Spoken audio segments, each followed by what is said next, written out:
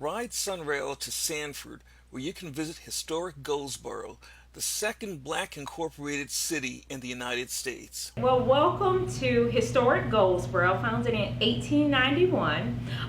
You are currently in the Francis O. Coleman Oliver Cultural Arts in Goldsboro Welcome Center. It's one of the 6 entities that is under the umbrella of the Goldsboro Westside Community Historical Association Incorporated. So you want to know a little bit more about Goldsboro. Goldsboro is your second black incorporated township in the United States in 1891. So that means we were emancipated, the people that were enslaved. The last of enslavement ended in 1865. The first of emancipation, when Abraham Lincoln signed the Proclamation of Emancipation, is in 1863. So remember, the people that were enslaved weren't allowed to read or write. So here you have 2 black men. The first incorporated township was by Joseph Clark, and then you had his brother 5 years later that incorporated Goldsboro in 1891. That means you had 2 black men that came from enslavement that incorporated all black townships less than 30 years of it being emancipated. And that's the story we tell here at Goldsboro Westside Community Historical Association. So under that, we have the Goldsboro Museum, which chronicles all of the history through the men's journey of incorporating that township and how people lived during those times. During Jim Crow, the stories about the Ku Klux Klan and how blacks could only meet in one building and the schools that we had. We also tell the story of how we had our own. The reason why you're on historical Goldsboro Boulevard, the street was recently named historical Goldsboro Boulevard instead of 13th Street, because when the charter was stolen from the city of Goldsboro, stolen by the city of Sanford, what happened, they made all of the streets conform to their numbers. So recently it was 13th Street. Sometimes we do have a lot of people that is not implicated in GPS or Google 13th Street. So that's why it's historical Goldsboro Boulevard, because we began changing the names back to their original names of the community and of the township. So we have the Goldsboro Museum, Crooms Academy Museum, which was built under the celery belt. Remember, the city of Sanford was your #1 exporter of celery. So when you come to the city of Sanford, you're going to see a lot of things that are named Celery City, Celery Key, Celery Avenue, Celery Soup, Celery Craft Brewery, because we were the #1 exporter of celery. So to expand the celery belt, you had to have labor, and for your farm work, blacks were your labor. And so they had to have a high school, and that high school was named Crooms Academy, after Mr. Crooms. Mr. Crooms, and the school is still alive today, is Crooms Academy High School. It's one of the top high schools in the nation. And Crooms Academy was named after Mr. and Mrs. Croom, because they gave so much to the community. Across town is a subdivision called Georgetown, which is actually one of the oldest in the country. It's older than Goldsboro. However, what makes Goldsboro and Edenville so special is that those 2 cities were incorporated. That's the big difference. And they had their own mayor, they had their own city council, they had how they kept the records, their Goldsboro Chamber of Commerce, which we still have today. One of the things that Mr. Crooms did is that he was from Tallahassee area, and Mr. Crooms was very well educated and always believed that education was the key, him and his wife. So Mr. and Mrs. Crooms gathered up. They first came down from Tallahassee to teach at the 7th Street School. Then they taught at Hopper Academy. But Hopper Academy was not finished yet. So what him and his wife did, they raised all of the funds and gathered all of the materials for the curriculum to finish the school and to actually build out the school that is on. So as the community wanted to repay them for all the work that they've done in the community, they named Crooms Academy after Mr. and Mrs. Crooms.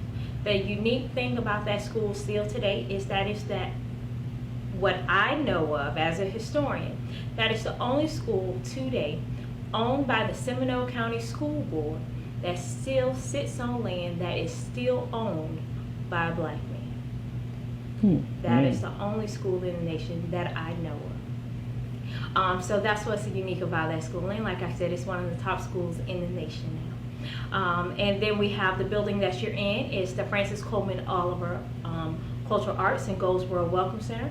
This building is dedicated to all of the black artists within the city of Sanford and Goldsboro, that their work is featured in this building. We have different art showings, different author readings. We have our big screen here, which we take outside, and we have outdoor movies. We do live in Florida, so when it gets a little cooler, we show outdoor movies outside. We have the Goldsboro Arts Fair, which features giant fence panels and which brings art without borders. So we want to make sure that everybody is just culturally aware. And no matter, we have a police station and fire station up the street here. No matter whatever they go through or whatever they see, they always see a little bit of hope because we have surrounded by art outside. So it's art without barriers, art with no cost, art with no walls. Then we have 3 art and heritage gardens. We have a garden behind this building, which is the Francis Coleman Oliver Cultural Arts Center and Goldsboro Welcome Center. We have one behind the Goldsboro Crooms Academy Museum. We also have a garden within the community that hands out fresh fruits and vegetables every Saturday morning.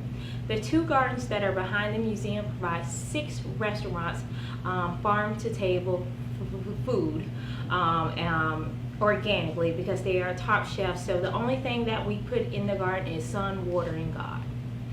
That is it. No fertilizer, no chemical, no nothing. Then we have the Trayvon Martin Memorial. The memorial was built by the community. We kept getting calls from different officials as well as different people within that community, the HOA that the homeowners association, as well as the development that he was murdered in. We kept getting calls because people kept leaving memorial items at that scene. Because it was an active community, they did not want all of the attention. People still live there. They still had to go to work. They didn't want to disrespect what happened. So we moved so the memorial was officially moved over here. We had separate sponsors. The community built it, sponsored by Home Depot and Lowe's for a lot of the materials, and that is outside as well. Our last entity is the Page Jackson Cemetery, which is just kind of the newest addition. We purchased it from the state of Florida 2 years ago. And the cemetery dates back, I have written records on that cemetery, to 1830. That means before emancipation in 1865. It is also a burial ground for everyone that you see in these museums. And that's one of the reasons why we purchased that cemetery. When I talk about Mr. and Mrs. Crooms, the educators, the business leaders, Mr. Clark, who built Goldsboro, who's the founding father of this and incorporated Goldsboro. He is buried in that cemetery. Boudini Brown.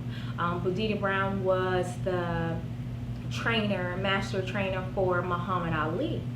And Muhammad Ali, all of his catchphrases and sayings like float like a butterfly, sting like a bee, I'm so pretty, the rumble in the jungle, was actually by Mr. Boudini Brown. We have people that date back to your Civil War, that fought in the Civil War, that are buried in that cemetery. Actually, most of it is veterans out there in that cemetery. So you go from the Civil War, World War I, World War II, the other wars that happened after that. You go from that, and those are the blacks that are buried in that cemetery. You also have the part of history that is history, but it's an ugly history. You have people that were lynched by the Ku Klux Klan. You have a family that was lynched by the Ku Klux Klan. You have a baby that was killed by the Ku Klux Klan that are buried in that cemetery. So we have all of those things that are buried in this cemetery. And it's quite a cultural and humbling experience to actually walk on those grounds as well. So that is all of our 6 entities of the Goldsboro Westside Community Historical Association Incorporated. Goldsboro is very close to the SunRail station in Sanford. All you have to do is order Neighborhood Link 651 to help you get to the Goldsboro Museum.